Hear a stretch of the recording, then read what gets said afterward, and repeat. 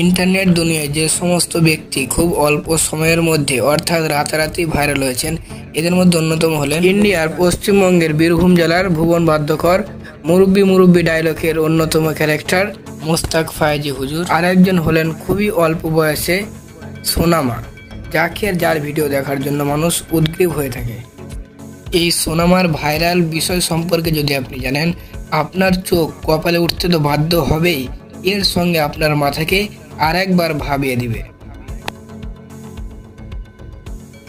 ইউটিউবে free motion by Rohan নামে একটি ইউটিউব চ্যানেল যখন একদিন যে ওই থাম্বনেলে দেওয়া ছিল প্রতারণার নতুন ফাঁদ, রাস্তায় বাচ্চা রেখে দেখুন কিভাবে প্রতারণা করা হচ্ছে মানুষদের সাথে, এভাবে এরকম একটা থাম্বনেল দিয়ে এবং একটা টাইটেল লিখে যখন ভিডিও আপলোড করে রোহান ভাই, এই ভিডিও কয়েক ঘন্টার মধ্যেই লক্ষ লক্ষ মানুষ দেখে ফেলে এবং ওই ভাইরাল ভিডিওতে দেখা যায় যে রোহান ভাই একবার রাস্তা দিয়ে যাচ্ছিলেন, হঠাৎ করে দেখতে পান যে একটি শিশু রাস্তার ধারে পড়ে রয়েছে। তিনি ভাবলেন যে এর অভিভাবক নেই, অথচ এই ছেলেটি পড়ে রয়েছে, তাকে বাঁচাতে গেলেন বা তাকে উদ্ধার করতে গেলেন। দেখলেন পাশে এক কাকু, যে তাকে জিজ্ঞাসা করলেন যে বাচ্চাটি কার। তিনি কথাগুলো বুঝতে পারলেন যে বাচ্চাটি তার নয় এবং তার কথাবার্তা এবং তার মাথার প্রবলেম আছে, তিনি কিছু বললেন না। তার কিছুক্ষণ পরে যখন তাকে নিয়ে চলে যাওয়ার সিদ্ধান্ত গ্রহণ করলেন, এমন সময় ঘটে গেল এক বিপদ।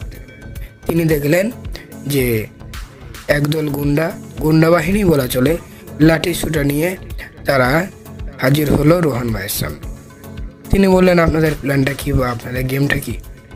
তারা বলল, আপনি এই বাচ্চাটাকে নিয়ে চলে যাচ্ছেন। বললে, এ তো পড়েছিল। এভাবে কথা কাটাকাটি টানাপোড়েনের মাঝে তার ফোন এবং মানি ব্যাগ নিয়ে চলে যায়। অবশেষে মানি ব্যাগটা উদ্ধার করলো, তার ফোন এবং বাইকের চাবি একবার নিয়ে গেল, আবার পরে বাইকের চাবি ফেরত পেয়ে তিনি ওই বাচ্চাটা নিয়ে চলে আসেন, তারপর নিজের কাছেই রেখে দেন। আল্লাহ তাকে এমনই একটা যে নিয়ামত দিয়েছেন, যা তার ওই ভিডিও ছাড়ার সাথে সাথেই লক্ষ লক্ষ মানুষ দেখে এবং তাকে প্রচুর মানুষ ভালোবাসে। কিন্তু বিষয় হলো, এই মানুষটার এই সোনামার রিলসও খুব একটা নেই, আর যে ফেসবুকেও ব্যাপক পরিমাণ ভাইরাল তোলপাড় করে ফেলেছে, বিষয়টি এমন নয়। তাও মানুষ লক্ষ লক্ষ মানুষ ভালোবাসা দিয়ে যাচ্ছে। এই ভিডিও ছাড়ার সাথে সাথেই সে লাইভ হোক আর যাই হোক, এডিটিং হোক এবং বিনা এডিটিং হোক, লক্ষাধিক মানুষ এতে ভালোবাসা দিয়ে যাচ্ছেন। যাই হোক, রোহান ভাইয়ের এটা একটা বিরাট বড় সম্পদ পেয়েছেন। আল্লাহ তার সম্পদে আরো বরকত।